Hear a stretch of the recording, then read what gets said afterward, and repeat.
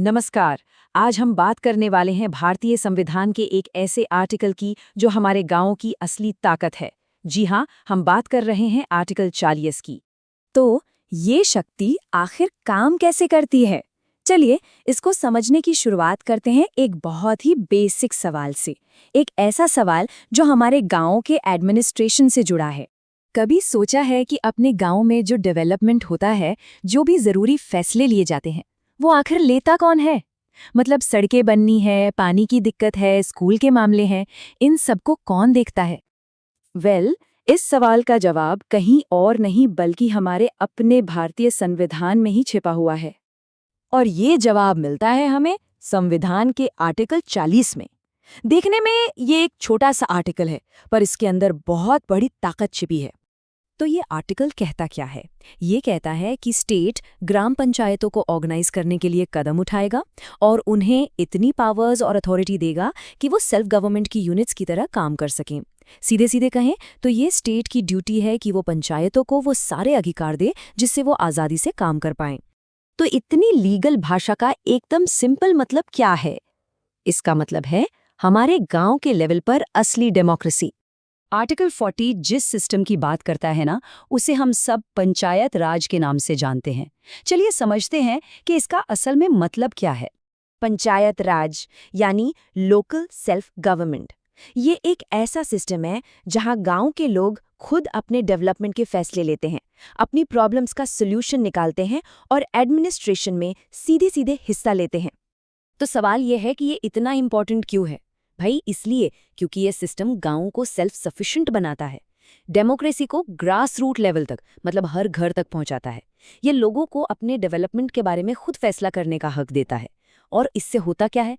काम ज्यादा तेजी से और ज्यादा इफेक्टिव तरीके से होता है। लेकिन कहानी में एक ट्विस्ट था। इस प्रिंसिपल को असली ताकत मिलने में थोड़ा टाइम लगा और इसके पीछे एक बहुत बड़ा चैलेंज था। चैलेंज ये था कि आर्टिकल 40 कॉन्स्टिट्यूशन के directive principles of state policy का हिस्सा है। अब ये प्रिंसिपल्स क्या होते हैं? ये सरकार के लिए एक तरह की मॉरल गाइडलाइंस होती हैं जो बताती हैं कि पॉलिसीज कैसी होनी चाहिए, लेकिन इनको सीधे कोर्ट में जाकर लागू नहीं करवाया जा सकता था। तो ये सिर्फ एक गाइडलाइन थी, कोई पक्का ठोस कानून नहीं। तो फिर सवाल ये उठता है कि इस प्रिंसिपल को असली लीगल पावर मिली कैसे? एक गाइडलाइन एक पावरफुल कानून में बदली कैसे? इसका जवाब छिपा है बस एक नंबर में, 73rd। साल 1992 में जो 73rd कॉन्स्टिट्यूशनल अमेंडमेंट आया, उसने पंचायत राज सिस्टम को लीगल मजबूती दे दी। इसने पंचायतों के लिए रेगुलर इलेक्शंस कंपल्सरी कर दिए, उन्हें फाइनेंशियल पावर्स दी और साथ ही महिलाओं और पिछड़े वर्गों के लिए सीटें भी रिजर्व की। इसने समझिए आर्टिकल 40 के सपने को असलियत में बदल दिया।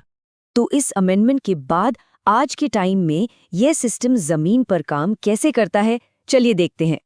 आज हमारे देश में गवर्नेंस का एक 3 टियर सिस्टम है। सबसे नीचे विलेज लेवल पर है ग्राम पंचायत, फिर उसके ऊपर ब्लॉक लेवल पर आती है पंचायत समिति और सबसे टॉप पर डिस्ट्रिक्ट लेवल पर है जिला परिषद। और इस सिस्टम का नतीजा क्या है? नतीजा ये है कि अब सड़क, पानी, एजुकेशन और हेल्थ जैसे जरूरी मुद्दों पर फैसले लोकल लेवल पर ही लिए जाते हैं। और कौन लेता है? वही लोग जो इन प्रॉब्लम्स को सबसे करीब से समझते और झेलते हैं। तो आखिर में ये कहा जा सकता है कि आर्टिकल 40 का असर सिर्फ लीगल या एडमिनिस्ट्रेटिव नहीं है, इसका कनेक्शन तो डेमोक्रेसी की आत्मा से है। तो सबसे ज़रूरी बात जो समझने की है वो ये कि आर्टिकल 40 सिर्फ एक रूल नहीं है, ये गांव की असली पावर है और डेमोक्रेसी की सच्ची पहचान भी। ये पावर को दिल्ली या स्टेट कैपिटल से निकालकर सीधा गांव के लोगों के हाथों में सौंपता है। लेकिन एक सवाल सोचने के लिए जरूर है, क्या पंचायत राज सिस्टम आज पूरी तरह से कामयाब है? इसके सामने आज भी क्या-क्या चैलेंजेस हैं? इस पर सोचिएगा जरूर।